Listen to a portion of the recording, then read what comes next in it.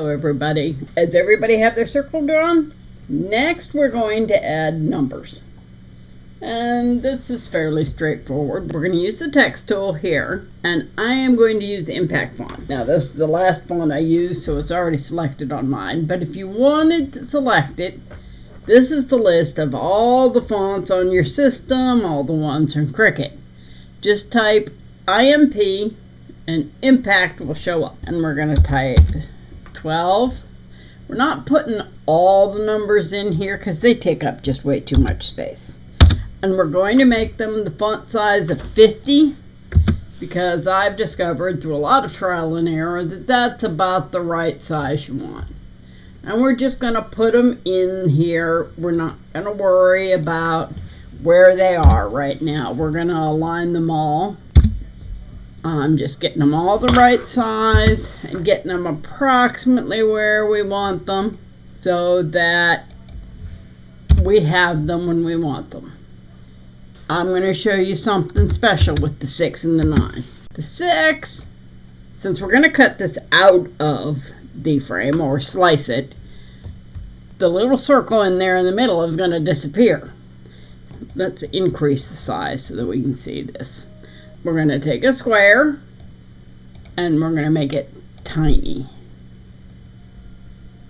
Very, very thin and a little long, and then we're going to duplicate it because I'm going to need 2 of these. You take it down here and you make sure that it just bisects or cuts the circle. It can cover up the circle, but you don't want it too thick.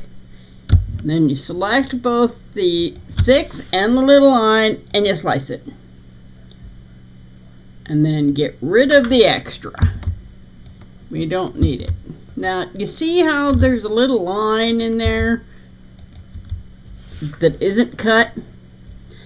That allows you to slice the 6 out of the top, but yet the center part will still be there. So essentially, you've made your own stencil font. You could find a stencil font and use it for this, but that limits what fonts you can use, and you can't always find one you really like. So this lets the 6 and the 9 be stencils, even though it's not a stencil font, and it lets them be cut out without losing this little center hole. Take him over to the 9 and do the same thing you did with the 6. Make sure it's sort of down the middle, that it contacts both ends. Then select the rest of the 9 and slice it.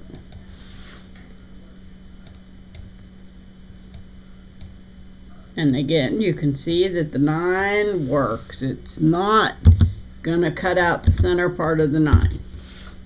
It's going to let you see that. We're going to go back to regular size now because it's a lot easier to work with the whole face clock at the same place. We're going to work with the alignment tool now. So select the 3 and the 9, and you just hold down the shift key to do that. You align them at the top so that they're starting at the same place. Their tops are now aligned. And then, while they're still selected, we're going to also select the clock face. And we're going to align them vertically. I always get this backwards and do it the wrong way first, so now they're exactly across from each other, exactly starting at the same place, and perfectly centered. And now we'll do the same thing with 6 and the 12, only this time we're going to align them left. Or, well, let's center them. Oops. See, I do that all the time. It's not what I wanted to do. So, it's easy, just Control Z. It goes back, and you do it again. Now we center it horizontally, and ta-da! Everything's all lined up. There's another little trick that I'm going to teach you here. You could go through and select each of these sets of numbers and slice it and remove it and everything else. But I'm going to teach you a little trick to save some time. Select all the numbers, and it's going to look like it's selecting the whole thing, but really all it's selected is the numbers. And weld them. That's this little button over here. When you weld them, they all become the same object. They're just one object now. If you can see over here, it's a weld resolve. Now I want to slice them out. I select that, and then select the circle and slice it. And then we can delete out the extra. Ta-da! We have it. And we didn't have to sit there and select the 12 and slice it and then delete the extra stuff. And then we did it all at once. It's all done. There it is.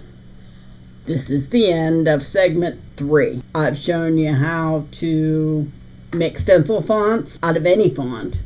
And I've shown you how to align things so that they're all in the right place where you want them. I've even showed you how to do it wrong and fixed it. Thanks for watching. I'll see you in the next segment. Bye now.